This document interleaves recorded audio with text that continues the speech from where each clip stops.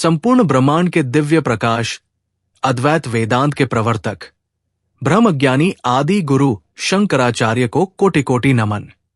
आपके ज्ञान, तप और भक्ति ने संसार को आत्म साक्षात्कार का मार्ग दिखाया। आपकी शिक्षाएं आज भी हमारे लिए अमूल्य धरोहर है, जो हमें अज्ञान से ज्ञान की ओर, बंधन से मुक्ति की ओर ले जाती है। भगवान शंकर की छत्र छाया में पंच तत्वों से निर्मित ये संसार हमारे भीतर ही विद्यमान है। पृथ्वी हमारी स्थिरता का प्रतीक है, जल हमारी भावनाओं का, अग्नि ऊर्जा का, वायु गति का और आकाश अनंत चेतना का। ये ज्ञान अत्यंत गोपनीय और मूल्यवान है, जिसे केवल योग्य शिष्य को ही प्रदान किया जाता है। जैसे अमृत का रहस्य केवल देवताओं के लिए सुरक्षित था, वैसे ही आत्मज्ञान उन्हीं को दिया जाता है जो सत्य की खोज में समर्पित है। श्री आदि शंकराचार्य के वचन उस अमृत के समान है, जो संसार रूपी तपते रेगिस्तान में भटकते हुए व्यक्ति को शाश्वत शांति की ओर ले जाते हैं। अब आगे की चर्चा विस्तार से। शिष्य जिज्ञासा से पूछता है, गुरुदेव, धर्म का वास्तविक अर्थ क्या है? धर्म का अर्थ अत्यंत गहरा, व्यापक और जीवन के प्रत्येक पक्ष को छूने वाला है।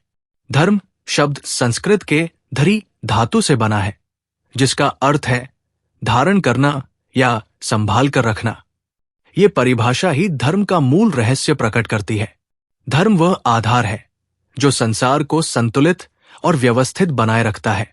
धर्म केवल मंदिरों में गूंजती घंटियों, पूजा पद्धतियों या कर्म कांडों तक सीमित नहीं है।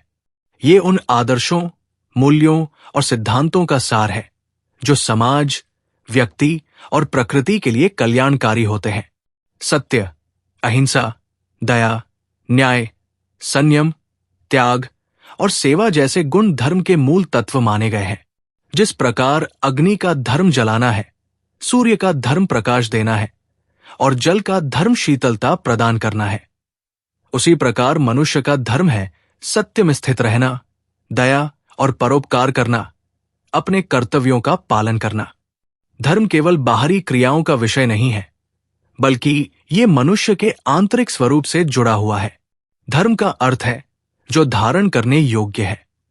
जो तत्व संपूर्ण सृष्टि को संतुलन प्रदान करता है, वही धर्म है।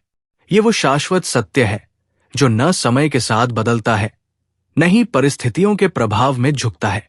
धर्म वो दिव्य पथ है जो व्यक्ति को उसके वास्तविक स्वरूप का बोध कराता है, उस शाश्वत अस्तित्व का अनुभव कराता है जो नष्ट नहीं होता, न जन्म लेता है, न मरता है, वो केवल है। धर्म की धारा सदा अविरल प्रवाहित होती है, चाहे समय कितना ही विकट क्यों न हो, चाहे समाज में कितनी ही बाधाएं क्यों न आए। यदि धर्म में जीवनी शक्ति प्रबल हो, तो वो उन रुकावटों को दूर कर अपने प्रवाह को बनाए रखता है। धर्म का पालन केवल बाहरी कर्मकांडों में उलझने का विषय नहीं है, बल्कि ये आत्मबोध का आह्वान है। जैसे दर्पण देखने का उद्देश्य दर्पण को देखना नहीं, बल्कि उसमें अपना प्रतिबिंब देखना होता है, वैसे ही धर्म के शास्त्र, गुरु और साधना का उद्देश्य केवल उन साधनों का अनुसरण करना नहीं, बल्कि अपने भीतर के सत्य का साक्षात्कार करना है। धर्म किसी जाति, पंथ या मत का प्रतिनिधित्व नहीं करता। ये वो शाश्वत सत्य है जो सूर्य के प्रकाश की भांति सभी पर समान रूप से प्रकाश डालता है। जैसे सूर्य किसी विशेष देश, धर्म या समुदाय के लिए सीमित नहीं होता, वैसे ही धर्म भी संपूर्ण मानवता के लिए है। आतः धर्म का सार ये है कि हम अपने भीतर मौन स्थापित करें, अपनी चेतना को उस सत्य से जोड़े जो सृष्टि के हर कण में व्याप्त है। धर्म का सार यही है, स्वयं को जानो, क्योंकि जब व्यक्ति स्वयं को जान लेता है तो उसे उस अमर सत्य का अनुभव होता है जो सृष्टि के आदि से लेकर अनंत तक अविनाशी बना रहता है। यही धर्म का वास्तविक स्वरूप है। सत्य का मार्ग, प्रेम का प्रकाश और आत्मबोध का अनुभव। शिष्य जिज्ञासा से पूछता है, गुरुदेव, वे क्या साधन हैं जिनके द्वारा मैं आत्मा को जान सकता हूं? आदि गुरु अपने शिष्य को उपदेश देते हुए कहते हैं, हे शिष्य, आत्म साक्षात्कार के मार्ग में 4 प्रमुख साधन हैं जिनके बिना तुम आत्मा के असली स्वरूप को जानने में सक्षम नहीं हो सकते। सर्वप्रथम तुम्हें विवेक की आवश्यकता है। विवेक का मतलब है ये समझ पाना कि क्या शाश्वत है और क्या नश्वर। जैसे तुम जानते हो कि तुम्हारा शरीर नश्वर है, वो जन्म लेता है और एक दिन मरेगा, वैसे ही सभी भौतिक सुख भी अस्थायी है, परंतु तुम्हारी आत्मा शाश्वत है, न जन्मी है न मरेगी। यदि तुम इस सत्य को पूरी तरह से समझ सको तो ये विवेक है। गुरुदेव, संसार को मिथ्या कहा जाता है, लेकिन हम इसे प्रतिदिन अनुभव करते हैं, देख सकते हैं, छू सकते हैं। फिर इसे असत्य या भ्रम क्यों कहा जाता है? गुरु मुस्कुराते हुए उत्तर देते हैं, वत्स, मिथ्या का अर्थ झूठ नहीं है, बल्कि वह है जो अस्थायी है और जिसका स्वतंत्र अस्तित्व नहीं है। ये संसार हमें वास्तविक प्रतीत होता है क्योंकि हम इसके साथ जुड़कर इसे अनुभव करते हैं। लेकिन क्या ये स्थायी है? ये निरंतर बदल रहा है। कल्पना करो कि तुम स्वप्न देख रहे हो। स्वप्न में जो भी घटित हो रहा है वो तुम्हें पूर्णतः सत्य प्रतीत होता है। तुम उसमें दुखी होते हो, खुश होते हो, भागते हो, रोते हो। लेकिन जैसे ही तुम जागते हो, तुम्हें पता चलता है कि वो सब स्वप्न मात्र था। इसी प्रकार संसार भी परिवर्तनशील है। ये जन्म और मरण के चक्र में बंधा हुआ है। तुमने स्वयं देखा होगा कि जो कुछ भी जन्म लेता है उसका अंत भी निश्चित है। सब समय के प्रवाह में नष्ट हो जाते हैं। यही कारण है कि इसे मिथ्या कहा जाता है, क्योंकि ये नश्वर है और स्थायी नहीं है। लेकिन गुरुदेव, स्वप्न तो अंततः समाप्त हो जाता है, संसार तो तब भी बना रहता है। संसार भी उसी प्रकार है, ये भी परिवर्तनशील है। ये जन्म और मरण के चक्र में बंधा हुआ है। गुरुदेव, क्या भक्ति और ज्ञान साथ साथ चल सकते हैं? सच्ची भक्ति और सच्चा ज्ञान अलग नहीं होते। भक्ति बिना ज्ञान के अंधी होती है और ज्ञान बिना भक्ति के शुष्क हो जाता है। जब किसी को ज्ञान हो जाता है कि ईश्वर सर्वत्र है, तब उसकी भक्ति पूर्ण हो जाती है। जो व्यक्ति अपने कर्तव्यों को समर्पण भाव से करता है वो भी भक्त है। जब हर कर्म को भगवान के अर्पण मानकर किया जाए और उसमें अहंकार न हो तो वही भक्ति बन जाती है। लेकिन मनुष्य का अहंकार इतनी जल्दी नहीं मिटता। इसे कैसे समाप्त किया जाए? अहंकार का नाश जब होता है, जब व्यक्ति देखता है कि ये शरीर, ये नाम, ये पहचान अस्थायी है। जब ये समझ दृढ़ होती है, तब अहंकार स्वतः समाप्त हो जाता है। यदि कोई व्यक्ति भक्ति के मार्ग पर बढ़ रहा हो लेकिन उसे संदेह होने लगे, तो क्या वह मार्ग से गिर सकता है? संदेह स्वाभाविक है, लेकिन यदि श्रद्धा सच्ची हो तो वो संदेह को पार कर सकता है। जैसे बादल सूरज को ढक सकते हैं, लेकिन सूरज फिर भी अस्तित्व में रहता है। जब व्यक्ति अभ्यास करता है और गुरु का मार्गदर्शन लेता है तो संदेह दूर हो जाते हैं। तो क्या गुरु का मार्गदर्शन आवश्यक है? हाँ, क्योंकि जब तक मन भ्रम में है तब तक वो स्वयं ही अपने रास्ते में बाधा बन सकता है।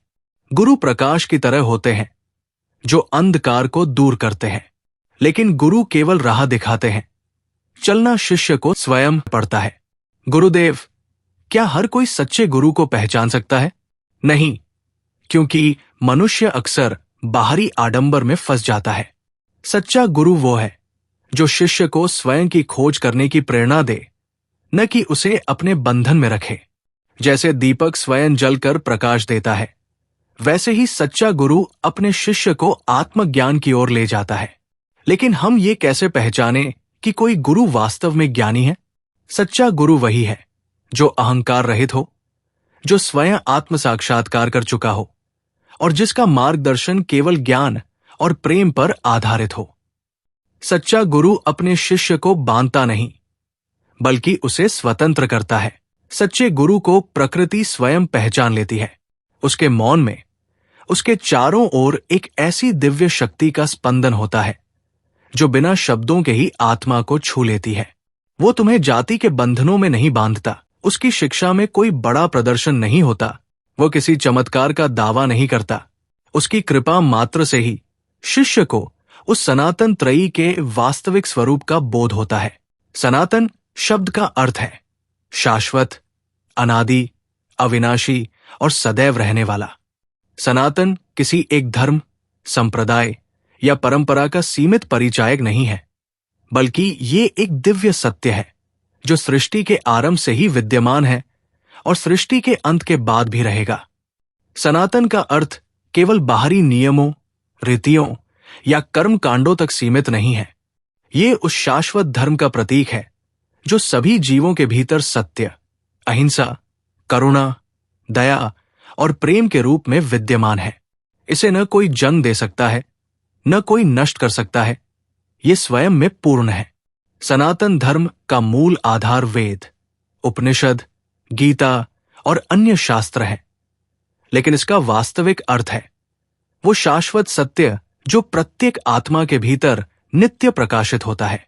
ये धर्म केवल पूजा पाठ या आचार विचार का नियम नहीं, बल्कि जीवन जीने की वो कला है जो प्रत्येक प्राणी को अपने अस्तित्व के मूल स्वरूप, शुद्ध चैतन्य, ब्रह्म का अनुभव कराती है।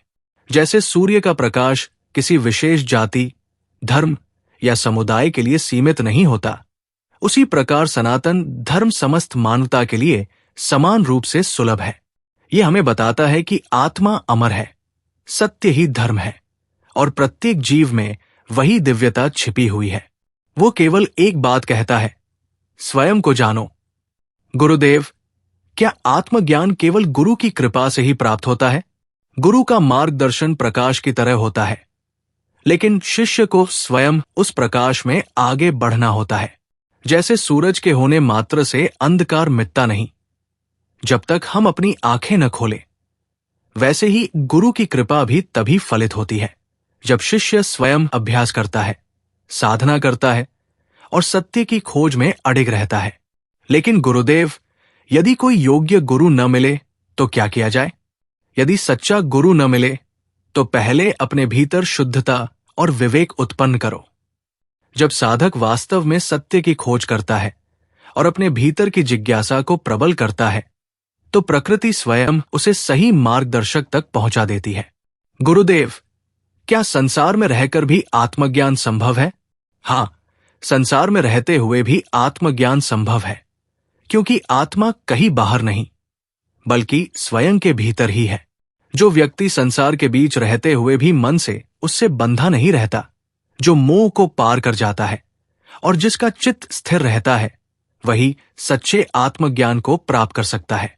आत्मज्ञान का द्वार सबके लिए खुला है, लेकिन जो व्यक्ति इसे पाने के लिए सच्चे मन से प्रयास करता है, वही इसे प्राप्त कर सकता है। जैसे कोई कुएं के पास बैठा रहे, लेकिन पानी खींचने का प्रयास ही न करे, तो प्यास नहीं बुझ सकती। इसी तरह जो केवल सुनता है लेकिन अभ्यास नहीं करता, वो ज्ञान को वास्तविक रूप से नहीं पा सकता। क्या आत्मज्ञान को प्राप्त करने के बाद व्यक्ति पूर्णतः मुक्त हो जाता है? हाँ, जब कोई व्यक्ति सच्चे अर्थों में संसार को जान लेता है, तो वो उससे बंधा नहीं रहता। तब वो अपने कर्तव्यों को बिना किसी स्वार्थ के करता है, प्रेम करता है लेकिन मोह नहीं करता, कर्म करता है लेकिन फल की चिंता नहीं करता। यही सच्ची मुक्ति है। यदि कोई बिना गुरु के आत्मज्ञान प्राप्त करना चाहे, तो क्या यह संभव है? ये कठिन अवश्य है, लेकिन असंभव नहीं।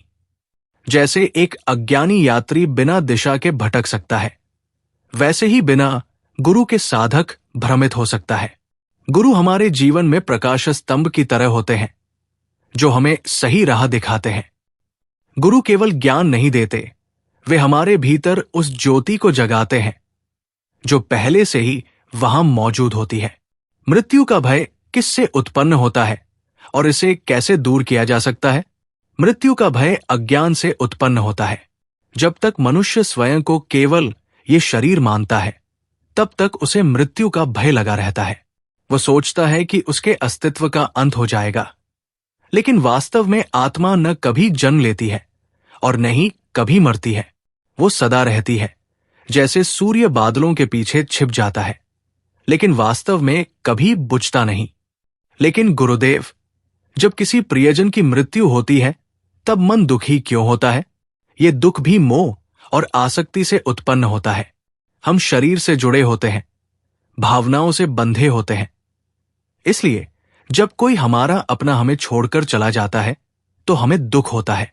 लेकिन यदि हम ये समझ ले कि आत्मा केवल पुराने वस्त्रों को छोड़कर नए वस्त्र धारण करती है, तो ये पीड़ा कम हो सकती है। जैसे कोई यात्री एक शहर से दूसरे शहर जाता है, वैसे ही आत्मा भी इस संसार में एक शरीर से दूसरे शरीर की यात्रा करती है। यदि हम इसे समझ लें तो मृत्यु को एक परिवर्तन के रूप में देखेंगे, न कि किसी अंत के रूप में। गुरुदेव, तो क्या मृत्यु के बाद जीवन का अस्तित्व बना रहता है? हाँ, जैसे सूर्य अस्त होता है और फिर उदय होता है, वैसे ही आत्मा भी शरीर छोड़कर पुनः जन्म लेती है। लेकिन जो व्यक्ति अपने आत्म स्वरूप को पहचान लेता है, वो जन्म मरण के चक्र से मुक्त हो जाता है। वो एक नदी की तरह होता है जो सागर में मिलकर अपनी अलग सत्ता को खो देता है और अनंत में विलीन हो जाता है। इसलिए मृत्यु से डरने की आवश्यकता नहीं, बल्कि जीवन को इस प्रकार जीना चाहिए कि जब मृत्यु आए तो हम उसे सहजता से स्वीकार कर सकें, बिना किसी पछतावे और भय के। जो इस सत्य को जान लेता है वही वास्तव में मुक्त हो जाता है। गुरुदेव, जब हमारा मन बहुत अशांत होता है, तब उसे शांत करने का सबसे सरल उपाय क्या है? मन को शांत करने का सबसे सरल उपाय है भगवान के नाम का स्मरण और सत्संग। जिस प्रकार एक तालाब में जब जल अशांत होता है, तब उसमें कुछ भी स्पष्ट दिखाई नहीं देता, लेकिन जब जल स्थिर हो जाता है तो उसकी गहराई तक देखा जा सकता है। वैसे ही जब हमारा मन विभिन्न इच्छाओं, चिंताओं और विचारों से भरा होता है, तो हमें सत्य का बोध नहीं होता। लेकिन जब हम भगवान के नाम का स्मरण करते हैं, तो मन धीरे धीरे शांत होने लगता है। सत्संग का भी इसमें बहुत महत्व है। जैसे यदि कोयले का एक टुकड़ा अंगारों के बीच रखा जाए, तो वो स्वयं भी दहकने लगता है, लेकिन यदि उसे अलग कर दिया जाए तो वो धीरे धीरे ठंडा हो जाता है। इसी प्रकार जब हम संतों, ज्ञानी पुरुषों और भक्ति मार्ग पर चलने वालों के संग में रहते हैं, तो हमारे अंदर भी वैसा ही प्रभाव आने लगता है। इसलिए जब मन अशांत हो तो भगवान का नाम लो, अच्छी पुस्तकों का अध्ययन करो, संतों के वचन सुनो और देखो कैसे धीरे धीरे अशांति समाप्त हो जाती है और मन शांति से भर जाता है। भय से कैसे मुक्त हुआ जाए? ये भय तभी समाप्त होगा जब व्यक्ति आत्मज्ञान को प्राप्त करेगा। जब वो समझेगा कि मैं ये शरीर नहीं बल्कि शुद्ध आत्मा हूं, भय स्वाभाविक रूप से मिट जाएगा।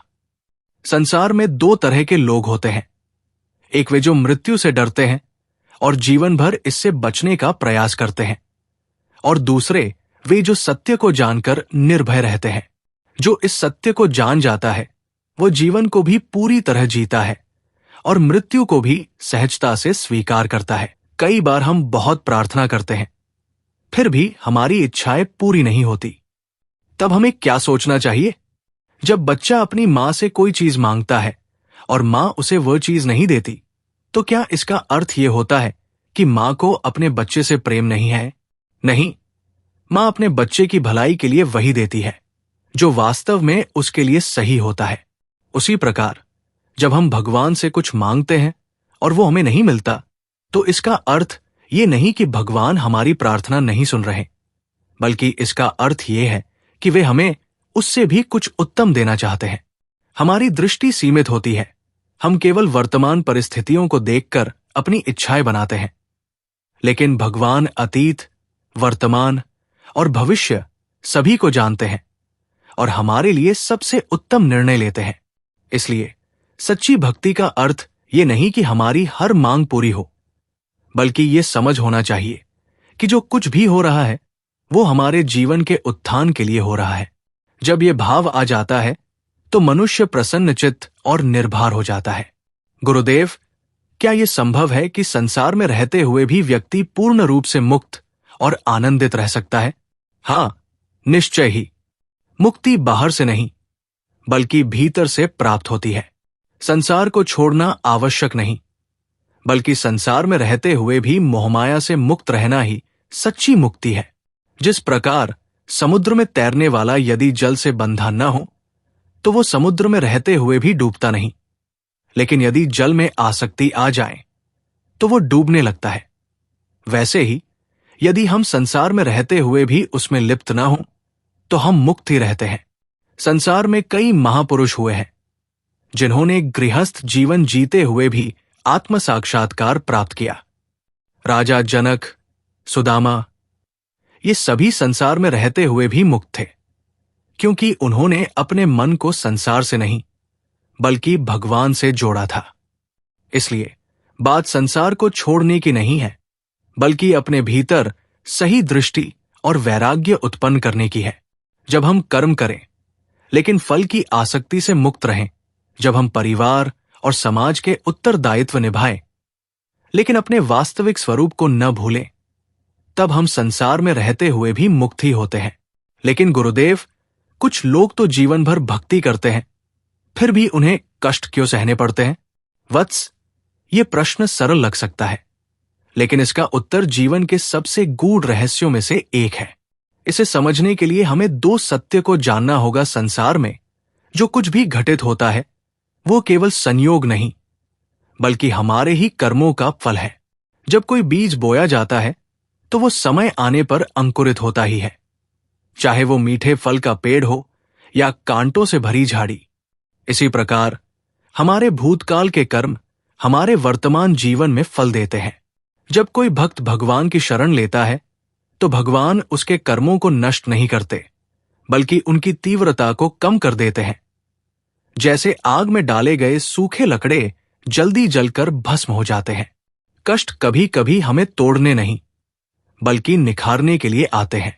जैसे सोने को जब अग्नि में तपाया जाता है तभी उसकी अशुद्धियां समाप्त होती है और वो और अधिक चमकने लगता है, वैसे ही सच्चे भक्त को कष्ट उसकी आत्मा को और शुद्ध करने के लिए मिलते हैं। वो इन कठिनाइयों को भगवान का आशीर्वाद मानकर सहर्ष स्वीकार करता है, क्योंकि उसे पता होता है कि ये उसे और अधिक उज्जवल बना रहे हैं। जब समुद्र में लहरें उठती हैं तो केवल हल्की नावें डगमगाती हैं, लेकिन जो सुदृढ़ जहाज होता है वो उन लहरों को चीरते हुए आगे बढ़ता है। भक्त भी वही सुदृढ़ जहाज है जो जीवन की कठिनाइयों को पार कर अपने ध्येय तक पहुंचता है।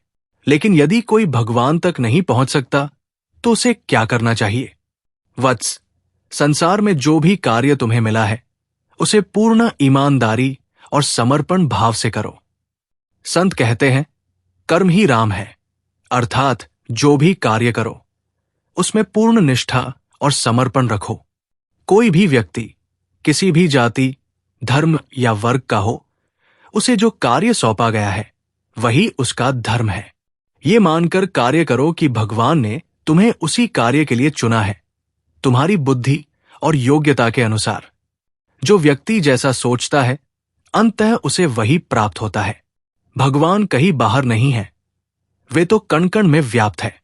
ये तुम्हारी दृष्टि पर निर्भर करता है कि तुम उन्हें किस रूप में देखते हो। यदि तुम अपने आप को सीमित मानते हो तो तुम्हारी दृष्टि भी सीमित हो जाएगी। लेकिन यदि तुम इस सत्य को समझ लो कि जो कुछ भी देख रहे हो वो असीम है, तो तुम्हारा मन भी विस्तार पालेगा। भगवान तक पहुंचने का अर्थ केवल पूजा या उपासना करना नहीं है, बल्कि उनके दिखाए मार्ग पर चलना है। हनुमान जी केवल श्रीराम के नाम का जप नहीं करते थे, उन्होंने अपनी भक्ति को कर्म में बदला। जब लंका जलाने की आवश्यकता पड़ी तो जलाया, जब संजीवनी लाने की बारी आई तो संपूर्ण पर्वत उठा लाए। सच्ची भक्ति केवल शब्दों में नहीं, कर्म में प्रकट होती है। यदि कोई व्यक्ति भगवान को पाना चाहता है तो उसे अपने भीतर श्रद्धा और समर्पण जगाना होगा। जो सच्चे हृदय से प्रयास करता है, भगवान स्वयं उसे मार्ग दिखाते हैं। गुरुदेव, क्या हमारी दृष्टि के भेद से हमारे अनुभव भी बदल जाते हैं? दृष्टि मुख्य रूप से 3 प्रकार की होती है: सांसारिक दृष्टि, आत्मदृष्टि और ब्रह्म दृष्टि। सांसारिक दृष्टि, ये दृष्टि उन लोगों की होती है जो केवल बाहरी जगत को ही वास्तविक मानते हैं। वे सुख दुख, लाभानी, जन्म मृत्यु को अंतिम सत्य मानकर जीवन जीते हैं। उनके लिए संसार ही सब कुछ है और वे इसी में उलझे रहते हैं। आत्मदृष्टि, जब व्यक्ति स्वयं को केवल शरीर न मानकर आत्मा के रूप में देखता है तो ये आत्मदृष्टि कहलाती है। इस दृष्टि से व्यक्ति समझता है कि वह केवल कर्म का पात्र है और जो कुछ भी हो रहा है वो आत्मा की यात्रा का एक चरण मात्र है।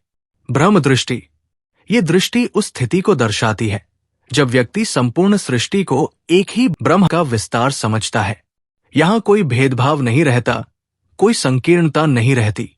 जो कुछ भी है वही ब्रह्म है। इस दृष्टि से देखने वाला व्यक्ति न किसी से द्वेष करता है, न किसी से मोह रखता है। वो मात्र साक्षी भाव में स्थित रहता है।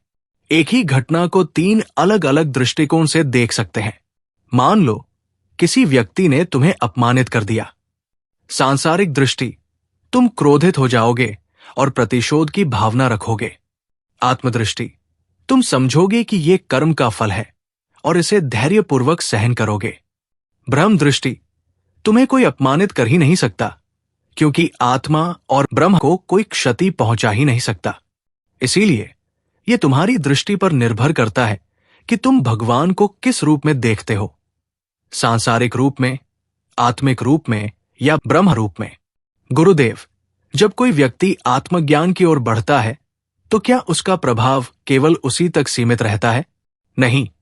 जब एक व्यक्ति आत्मज्ञान प्राप्त करता है तो उसका प्रकाश केवल उसे ही नहीं बल्कि उसके परिवार, समाज और आने वाली पीढ़ियों को भी प्रकाशित करता है। जैसे सूरज केवल स्वयं प्रकाशित नहीं होता बल्कि पूरे संसार को रोशनी देता है, वैसे ही जब कोई साधक सच्चे ज्ञान को प्राप्त करता है तो वो केवल अपना ही नहीं बल्कि अपने वंश और समाज का भी उद्धार करता है। एक दीपक स्वयं जलकर अंधकार को दूर करता है और दूसरों को भी प्रकाश देता है। इसी प्रकार जो व्यक्ति ज्ञान प्राप्त करता है वो अपने प्रकाश से अनेक जीवनों को आलोकित करता है। गुरुदेव, आत्मज्ञान कैसे प्राप्त किया जा सकता है? आत्मज्ञान का अनुभव केवल भीतर जाकर ही संभव है। जैसे कोई चंद्रमा को अपनी आंखों से देखे बिना उसकी वास्तविक सुंदरता नहीं समझ सकता, वैसे ही आत्मज्ञान को भी केवल सुनने या पढ़ने से प्राप्त नहीं किया जा सकता। ये एक व्यक्तिगत अनुभूति है जो साधना, ध्यान और आत्मचिंतन के द्वारा ही संभव होती है। क्या केवल शास्त्रों को पढ़ने से आत्मज्ञान प्राप्त हो सकता है? नहीं। शास्त्र केवल मार्ग दिखाते हैं, लेकिन अनुभव स्वयं करना पड़ता है। जैसे कोई व्यक्ति आग के बारे में सुनकर जान सकता है कि वो जलाती है, लेकिन जब तक वो स्वयं उसकी गर्मी को महसूस नहीं करता तब तक वो पूरी तरह नहीं समझ सकता। यदि कोई रोगी दवा को केवल पास रखे लेकिन उसे ले न, तो क्या वह ठीक हो सकता है? नहीं। इसी प्रकार केवल ज्ञान प्राप्त कर लेना पर्याप्त नहीं है जब तक उसे जीवन में उतारा न जाए। उसी प्रकार आत्मज्ञान केवल पुस्तकों तक सीमित नहीं है, उसे अपने जीवन में अनुभव करना आवश्यक है। गुरुदेव, गुरु का मार्गदर्शन कितना आवश्यक है? गुरु एक दीपक की तरह होते हैं जो अंधकार में मार्ग दिखाते हैं, लेकिन यात्रा तुम्हें स्वयं करनी होगी। जैसे कोई दूसरा व्यक्ति तुम्हारे लिए भोजन नहीं कर सकता, वैसे ही आध्यात्मिक ज्ञान भी स्वयं के प्रयास से ही प्राप्त होता है। जब तक व्यक्ति स्वयं उस मार्ग पर नहीं चलता तब तक केवल ज्ञान की बातें सुनने से कोई लाभ नहीं होता। बिना गुरु के आत्मज्ञान प्राप्त करना कितना कठिन है। बिना गुरु के आत्मज्ञान प्राप्त करना अत्यंत कठिन है। जैसे घने जंगल में दिशाहीन व्यक्ति सही मार्ग नहीं पा सकता, वैसे ही गुरु के बिना आत्मा संसार के मोह में उलझी रहती है। गुरु ज्ञान का प्रकाश है जो अज्ञान के अंधकार को मिटाकर आत्मा को उसके वास्तविक स्वरूप का बोध कराते हैं। हमें किस प्रकार अभ्यास करना चाहिए? भक्ति, ध्यान और आत्मचिंतन के बिना मुक्ति कठिन है। जब व्यक्ति अपने मन को संसार के आकर्षणों से हटाकर ईश्वर में लगाता है तो उसे धीरे धीरे आत्मज्ञान प्राप्त होने लगता है। क्या केवल कर्मकांड और योगाभ्यास, वेद, शास्त्र और मंत्रों के अध्ययन से मोक्ष प्राप्त हो सकता है? नहीं। मोक्ष न तो कर्मकांड से मिलता है और न ही केवल योग साधना से। केवल शास्त्रों का अध्ययन पर्याप्त नहीं है। जैसे कोई बीमार व्यक्ति केवल औषधियों के नाम जानने से ठीक नहीं होता, उसे औषधि स्वयं लेनी पड़ती है, वैसे ही आत्मज्ञान केवल पढ़ने सुनने से नहीं मिलता, बल्कि उसे अनुभव करना पड़ता है। ये कोई बाहरी उपलब्धि नहीं, बल्कि एक आंतरिक अनुभूति है। शास्त्रों का अध्ययन और वाक्पटुता केवल बाहरी साधन है जो आत्मज्ञान तक पहुंचने में सहायता कर सकते हैं, लेकिन वे स्वयं मोक्ष नहीं दे सकते। जैसे कोई यात्री नक्शे का उपयोग करता है, लेकिन गंतव्य पर पहुंचने के बाद नक्शे की आवश्यकता नहीं रहती, वैसे ही आत्मज्ञान प्राप्त होने के बाद शास्त्रों की आवश्यकता नहीं रहती, क्योंकि तब व्यक्ति स्वयं सत्य का अनुभव कर चुका होता है। आत्मा और शरीर के संबंध को कैसे समझा जा सकता है? ये शरीर पंच तत्वों से बना हुआ एक अस्थायी आवरण मात्र है, जो समय के साथ क्षीण होकर अंततः इन्हीं पंचमहाभूतों में विलीन हो जाता है। जैसे दीपक की लौ धीरे धीरे मंद होकर बुझ जाती है, वैसे ही शरीर भी वृद्धावस्था में क्षीण होता जाता है और अंत नष्ट हो जाता है, लेकिन आत्मा बनी रहती है। जैसे व्यक्ति पुराने वस्त्र त्याग कर नए धारण करता है, वैसे ही आत्मा एक शरीर छोड़कर दूसरे शरीर को धारण करती है। गुरुदेव, व्यक्ति जन्म मरण के चक्र में कैसे फंसा रहता है और उससे मुक्त होने का क्या उपाय है? कृपया विस्तार से समझाए। वत्स, जिस प्रकार जल में पड़ा लकड़ी का टुकड़ा लहरों के साथ बहता रहता है लेकिन कभी किनारे नहीं पहुंचता, वैसे ही इच्छाओं में डूबा व्यक्ति सुख और दुख के चक्र में फंसा रहता है। अच्छे कर्म उसे अस्थायी सुख देते हैं और बुरे कर्म उसे पीड़ा में डालते हैं, लेकिन ये चक्र निरंतर चलता रहता है। जब तक व्यक्ति इस मोह को नहीं समझता और आत्मज्ञान की ओर नहीं बढ़ता, तब तक वो सच्ची शांति प्राप्त नहीं कर सकता। मोक्ष की प्राप्ति का उपाय यही है कि व्यक्ति आत्मा के सत्य स्वरूप को जाने, संसार के बंधनों को पहचाने और अपने कर्मों को निष्काम भाव से करते हुए ध्यान और ज्ञान में स्थित हो। जब ये समझ पक्की हो जाती है, तभी व्यक्ति जन्म मरण के चक्र से मुक्त होकर परम शांति और आनंद को प्राप्त करता है। जो सांसारिक सुखों में उलझा रहता है, वो कर्मों के बंधन में जकड़कर बार बार जन्म लेता है। वो इन अस्थायी सुखों को ही वास्तविक आनंद मान लेता है, लेकिन अंत में यही इच्छाएं उसे कर्मों के बंधन में बांधकर जन्म मरण के चक्र में डाल देती है। मुक्ति केवल तब संभव है जब मनुष्य इस संसार के क्षणिक सुखों की सच्चाई को पहचानकर आत्मज्ञान की ओर बढ़े। ये केवल शास्त्रों का अध्ययन करने या उपदेश सुनने से नहीं होगा, बल्कि इन शिक्षाओं को जीवन में उतारना होगा। जैसे पक्षी उड़ने के लिए डाल को छोड़ता है, वैसे ही जब तक व्यक्ति सांसारिक बंधनों को नहीं त्यागता, तब तक वो मुक्ति को प्राप्त नहीं कर सकता। त्याग का अर्थ केवल सांसारिक सुखों से दूर रहना नहीं है, बल्कि भीतर से उन पर निर्भरता को समाप्त करना है। इच्छाओं का त्याग कठिन अवश्य है, लेकिन जैसे रोगी कड़वी औषधि लेकर स्वस्थ होता है, वैसे ही जो मनुष्य मोहमाया से मुक्त होता है, वो सच्ची शांति प्राप्त करता है। मनुष्य इस शरीर को ही मैं मान लेता है और इस कारण वो इंद्रियों के सुखों में फंसकर अपने वास्तविक स्वरूप को भूल जाता है। सच्ची मुक्ति उन गुणों के माध्यम से प्राप्त होती है जो मन को भीतर से शुद्ध करते हैं। संतोष, दया, क्षमा, सरलता और आत्मसंयम। जो व्यक्ति इन गुणों को अपनाता है, वो सांसारिक दुखों से मुक्त होकर आत्मबोध की ओर बढ़ता है। जैसे नदी अपने किनारों के भीतर रहकर लक्ष्य तक पहुंचती है, वैसे ही जो व्यक्ति संयम और वैराग्य के साथ आत्मज्ञान की ओर बढ़ता है, वही संसार सागर को पार कर सकता है। ये सत्य है कि इंद्रियां हमें बाहरी जगत से जोड़ती है, लेकिन जब हम इनके वशीभूत हो जाते हैं, तब ये आत्मज्ञान के मार्ग में बाधा बन जाती है। ज्ञानेंद्रियां हमें संसार का अनुभव कराती है और कर्मेंद्रियां हमें कार्य करने की शक्ति देती है। परंतु यदि इनका संयम नहीं किया जाए, तो मनुष्य मोह, वासना और अहंकार में फंस जाता है। इंद्रियां अपने स्वभाव के अनुसार सुख की ओर आकर्षित होती है।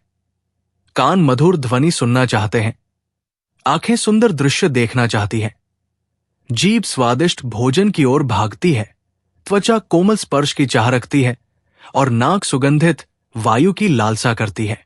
यही लालसा मनुष्य को भटकाव की ओर ले जाती है। यदि कोई व्यक्ति केवल इंद्रियों की तृप्ति में लगा रहे और आत्मबोध की ओर ध्यान न दे, तो वो अपने सच्चे स्वरूप को नहीं पहचान सकता। ये उसी प्रकार है जैसे कोई नाविक केवल लहरों के बहाव में बहता रहे और अपनी दिशा निश्चित न करे। अंततः वह अपने गंतव्य तक नहीं पहुंच सकता। लेकिन जब मनुष्य इंद्रियों को संयमित करता है तो वही इंद्रियां आत्मज्ञान का साधन बन जाती है।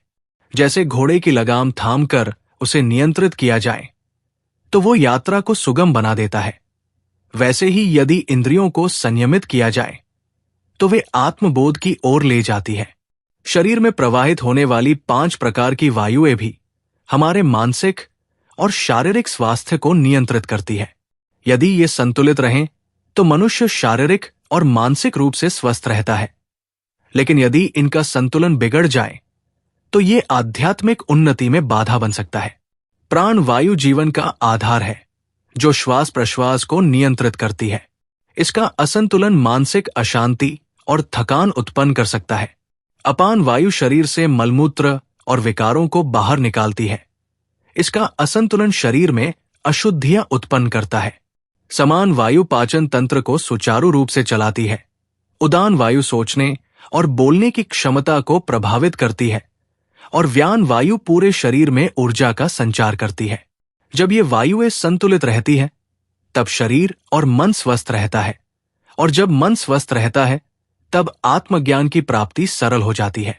यदि वायुएं असंतुलित हो जाएं तो मन में चंचलता, विकार और अशांति उत्पन्न होती है, जिससे ध्यान और आत्मचिंतन कठिन हो जाता है।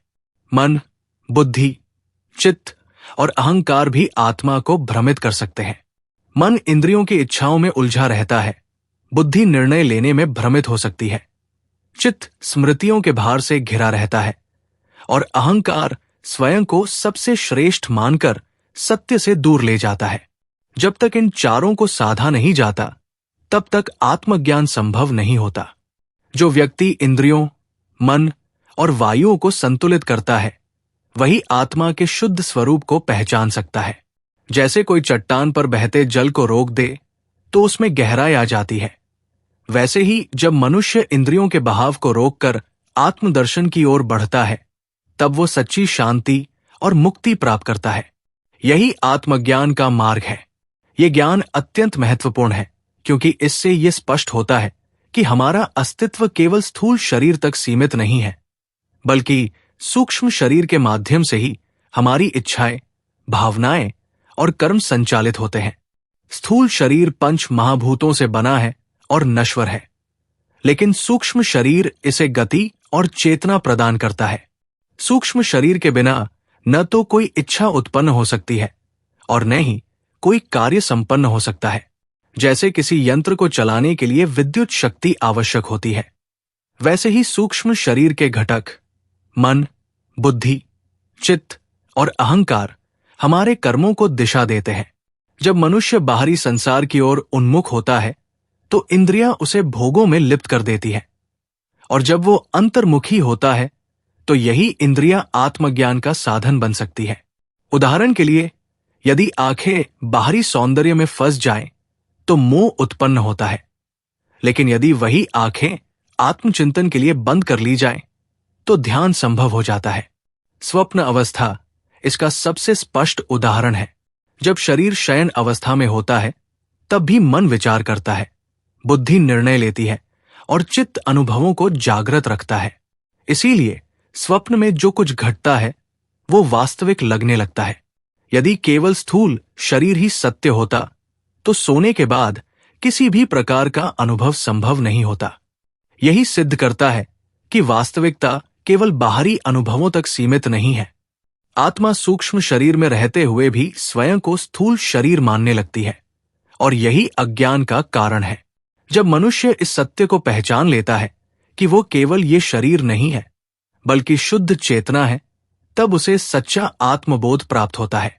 जो व्यक्ति सूक्ष्म शरीर के कार्य को समझकर इसे नियंत्रित करना सीख लेता है, वो स्थूल शरीर के बंधन से मुक्त होकर आत्म साक्षात्कार की ओर बढ़ सकता है। ये ठीक वैसा ही है जैसे कोई अनुभवी नाविक समुद्र की लहरों से प्रभावित हुए बिना अपनी दिशा तय करता है।